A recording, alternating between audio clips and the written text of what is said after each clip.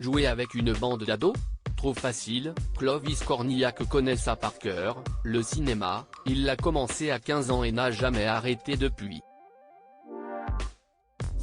Alors pour l'inoubliable Astérix du film Astérix aux Jeux Olympiques, diffusé ce lundi soir sur TF1, difficile de refuser Les Têtes Givrées, comédie sociale qui sortira mercredi 8 février et pourrait sensibiliser la population aux questions de l'écologie notamment au travers d'un voyage scolaire de collège. Des questions qui ont beaucoup résonné en l'acteur, père impliqué de 3 enfants, Lily et Alice, 21 ans, dont la mère est Caroline Proust, et Nino, 9 ans, né de son union avec Lilou Fogli, et que tout cela inquiète comme il l'a confié au magazine Télé 7 jours cette semaine. Déjà, j'ai honte car je fais partie de la génération qui, bien qu'elle ait été alertée, n'a pas entendu. Un vrai déni. J'ai 2 filles dans la vingtaine, un garçon de 10 ans et j'ai vraiment honte, a-t-il assuré. Heureusement, l'acteur est éco-responsable et apprend à ses enfants que le moindre geste compte.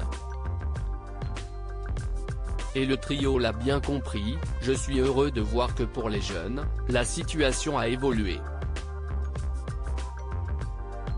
Être dans l'action et l'élan collectif, si est toujours mieux que d'être posé dans son coin avec un regard cynique en disant « ça ne sert à rien ».